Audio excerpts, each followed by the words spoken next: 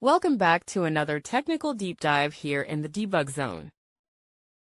Today, we're tackling a big question and breaking it down with insights from other users. Hopefully, this clears up some misconceptions and helps you get the answer you need. So, buckle up, stay a little curious, and let's jump right in.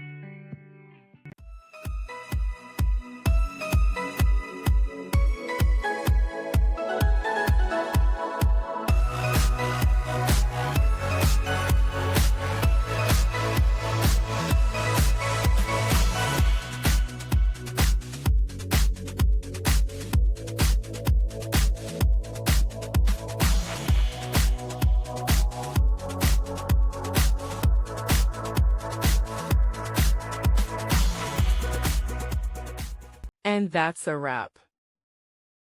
I hope you found the answer you were looking for. If you did, take a second to hit that subscribe button. It really helps out.